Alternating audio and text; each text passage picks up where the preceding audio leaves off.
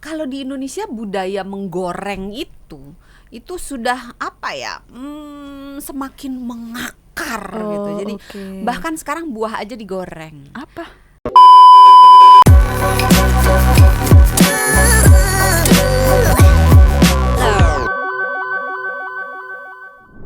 Doksan, tapi menariknya gini, kan tadi Doksan bilang ada orang yang dia nggak bisa lepas dari gorengan. Kalau case-nya adalah orang ini dia nggak bisa lepas dari gorengan, dia gimana cara dia untuk tetap sehat? Tapi kan dia nggak bisa lepas dari gorengan, ada nggak sih caranya? Ya itu tadi tipsnya gitu. Salah satu itu, salah dua, banyak ternyata. Salah dua, pilih gorengan yang berkualitas. Nah, taunya. Gorengan yang berkualitas jauh lebih baik kalau kita goreng sendiri. Oke. Karena dengan menggoreng sendiri kita meyakini kebersihannya, benar. Kualitas berapa kali udah digorengnya, terus kualitas minyak gorengnya, kemudian kualitas penyimpanan minyak goreng itu sendiri. Karena minyak goreng itu kalau konon kabarnya sakitnya karena digunakan minyak goreng itu tidak boleh dipakai berkali-kali. Jadi hanya boleh nanya dong berapa kali dong. Nah, gitu. Tadi kan kirain Doksan masih mau lanjut dulu, makanya tadi di-keep dulu pertanyaan berapa kali Doksan. Berapa kali? Biasanya anjurannya 2 kali. Nawar dong 2 kali mahal, 3 kali.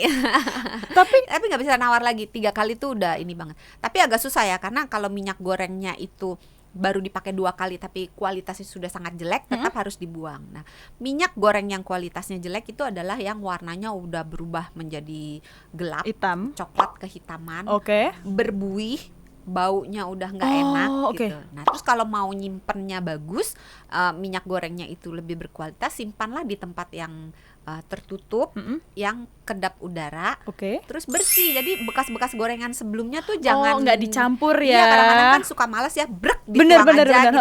Jangan, jadi disaring dulu supaya bekas-bekas gorengannya itu nggak ikut kesimpen. Karena bekas gorengannya itu bisa menjadi media tumbuh kembangnya kuman-kuman yang tidak baik untuk kesehatan kita. Nice. Agak susah gampang, tapi gampang lah itu, tinggal beli botol kaca yang warnanya gelap, beli saringan, udah. Jadi sisa-sisanya ya, keripik-keripik kecilnya itu ya, terus Doksan. dipakai nasi. Enggak dong, kan kita mau ngindari gorengan, Doksan. Kan kita mau ngindari gorengan. Kemudian pilih gorengan yang gede-gede.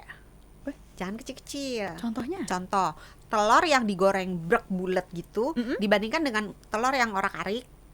Dadar ya? Yang bukan dadar, yang ukurannya kecil. Kalau di orak-arik kan jadi hancur kan? Iya, tahu. Itu lebih baik yang besar sekaligus. Atau contoh gini, tempe yang kan tempe ada yang digoreng sepotong besar, ada yang sejari-jari gini kan. Ya, bener-bener. Nah, yang sejari-jari gini itu lebih menyerap minyak lebih banyak. Karena dia luas permukaannya menjadi lebih kalau luas lebih besar apa lebih tinggi, lebih luas, lebih gede lah gitu ya, lebih luas daripada yang satu potong besar in total. Karena makin banyak permukaan bahan makanan yang berkontak dengan minyaknya itu masuk menyerap ke dalam. Jadi kalau dia kecil-kecil kan bagian yang terkena minyak jauh lebih banyak daripada yang langsung gede. Bener. Gitu. In total ya, jangan dibandingin sepotong begini dengan sepotong gini ya. Siap, Doksan. Agak gimana ya? Doksan, aku pernah ngeliat kalau misalnya katanya kan minyak goreng tadi kan itu ada penyimpanannya, cara-caranya untuk yang tips-tipsnya lo untuk nyimpan si minyak goreng ini. Katanya kalau tadi kata Doksan itu bilang 3 kali adalah batas maksimal untuk penggunaan minyak. 3 adalah tawaran. Salah dong saya. 2 kali. Iya. Nah, tapi katanya ada yang bilang kalau minyak goreng, misal kalau kita masak ayam berarti jangan dipakai lagi untuk masak selanjutnya. Atau kalau kita habis masak ikan itu boleh kita masak lagi, minyaknya boleh dimasak lagi dengan ayam atau bahan-bahan protein lainnya gitu, benar nggak sih, Doksan? Sebetulnya sih nggak masalah gitu, hanya mungkin mengganggu cita rasa dan bau makanannya. Jadi misalnya gini, kita minyak bekas goreng ikan kita pakai untuk goreng pisang goreng. Bener. Pisang gorengnya rasa sarden gitu. Dong. Bener. Ini pisang goreng apa ikan goreng? Bener. Baunya kan jadi kacau dan rasanya jadi, karena indera perasa kita sebagian dipengaruhi oleh indera penghidu. Jadi kalau nyium baunya apa, menguatkan Iya, rasa atau benar-benar. mengacaukan, Heeh. memperburuk rasa itu Oh, pengaruh gitu. jadi lebih sebenarnya sih nggak apa-apa, tapi lebih ke menyelamatkan si cita rasanya ini iya, ya. iya. Oh, Nah, terus tadi kan udah permukaannya kecil-kecil Mm, ya. mm, mm, mm. Terus minyaknya kalau bisa pilih sendiri, Bener. goreng sendiri Goreng sehingga sendiri. bisa menentukan berapa kali. Terus yang ketiga, pilih gorengan yang warnanya jangan tua banget. Karena gorengan makin lama dipanci, dia warnanya akan berubah menjadi Lebih gelap ya. dari mulai coklat muda, coklat keemasan gitu, bener. kayak warna eyeshadow gitu loh. Oh, wow. Ada gradasinya gitu kan, Heeh. dari yang coklat muda, coklat keemasan, coklat tua dikit, coklat tua banyak, coklat tua banget gitu. Oke dok, lanjut. Makin ke yang ke jurusan Makin kehitaman, gelap lah ya, heeh. makin gelap, itu makin tinggi kadar akrilamid dan lemak transnya. Jadi itu terbentuk akibat pemanasan yang lama. Oke. Sehingga kalau milih di abang gorengan jangan pilih yang paling hitam. Kalau Rasis banget ya, lebih rasis, ke apa? minyaknya. Iya gitu. Jadi Oke. pilih yang warnanya lebih muda. Kalau goreng sendiri jangan lama-lama gitu. Ah, maksudnya jangan lama-lama? Berarti kalau Kalau satu di- goreng ada waktunya sendiri, Doksan? Ya kan tergantung bahan yang digoreng. Iya kan? Maksudnya digorengnya jangan sampai warnanya tuh berubah jadi kehitaman gitu. Karena semakin lama gorengan itu di dalam minyak, dia pertama minyaknya makin serap Bener. makin banyak, kemudian zat akrilamidnya itu akan makin banyak. Ah, udah emang paling bener ngindarin gorengan kali ya. Minyak makin mahal, makin banyak nggak sehatnya juga berarti bilangnya dok. Direbus, dikukus, mm-mm. dipepes, dibening, Di- dipanggang gitu kan, pilihan memasak itu banyak. Bener. Mungkin tidak kenal maka tidak sayang. Waduh. Jadi coba dulu. Mencoba menu-menu baru sih sebenarnya dengan minyak goreng mahal bukan ini. menu baru. Kalau menu Cara barunya masak, tempe cara goreng masak, jadi iya tahu bener-bener. goreng sama aja. Bener-bener. Cara masak baru. Iya, iya. Doksan, selain minyak goreng yang mahal jadi trending, air purifier ini juga jadi Air purifier ini juga jadi trending. Masa sih? Oh enggak ya? Kayaknya Nggak iya, tahu. kayaknya iya deh. Oh, Maksudnya iya ya? kan maksudnya karena maksudnya makin kesini makin banyak orang yang beralih ke itu. Nah, itu sebenarnya sudah tepatkah atau sebenarnya nggak beda jauh dengan minyak, Doksan? Sebetulnya kalau dijawab dengan singkat, air fryer, penggunaan air fryer itu lebih baik daripada penggunaan minyak goreng menggoreng tradisional. Oke. Tetapi ingat, di dalam air fryer juga terjadi proses penggorengan dalam tanda kutip, karena kan tetap ada Benar, minyaknya, iya, tetap dipanaskan dalam suhu yang tinggi, sehingga resiko tetap ada gitu. Jadi menggantikan dalam versi yang lebih mild, yang lebih Oke lah sehat ya. dalam tanda kutip, oke. Tetapi tetap harus diingat bahwa itu tetap ada minyaknya, berarti tetap ada kalori tambahannya, tetap ada lemak transnya, walaupun mungkin jumlahnya lebih sedikit, Oke. tetap ada Dosen. lemak jenuhnya. Oh, mau bilang lemak Saturate- jenuh. Enggak, soalnya di bahasa di kepala nih adanya Bahasa bahasa medi- Batak. Saturated fat gitu kan. Jadi Seketika. Oke. orang Batak marah semua nanti. Enggak, kok orang Salah Batak enggak kau marah tuh, kok. mau lihat godang. Ini acara apa sih? Ini acara apa sih sebenarnya? Berarti enggak, sebenarnya kalau untuk beralih juga bisa, tapi masih tetap ada sisi penggorengannya juga. Menggorengnya juga masih ada sisinya. Iya. Jadi bukan berarti boleh Bebas ya. hitam dan putih gitu. Jadi mungkin dari hitam ke abu-abu. Adakah versi yang the bestnya, Doksan? Ya itu tadi di sup, Oh, tetap baliknya ke situ ya. Di- Enggak, soalnya direbus, dipanggang. saya mau agak belok-beloknya kayak apa lagi sih cara penggorengan yang lebih baik kalau goreng konvensional nggak bisa, air fryer nggak bisa, ada lagi nggak sih cara goreng yang lain? Nggak ada memang ya? Sebetulnya sih kalau sekali-sekali nggak apa-apa sih ya. Maksudnya kita hidup itu kalau misalnya dikatakan no gorengan sama sekali, Nggak untuk mungkin. beberapa orang ya nggak ada masalah sama sekali. Tapi untuk sebagian orang itu menimbulkan stres psikologi sendiri gitu. Iya, makan. Benar-benar. Masa gue gak boleh makan gorengan?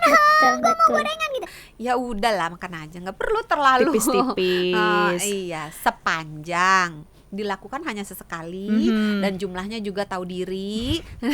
Dan ingat sisi kesehatan itu enggak cuma dari makan, dari olahraganya bagaimana, aktivitas fisiknya bagaimana, tidurnya bagaimana, tata kelola stresnya bagaimana. Jangan makannya bagus banget tapi begadang, sama aja stresnya bohong. tinggi, terus dari pagi sampai pagi lagi duduk doang gitu.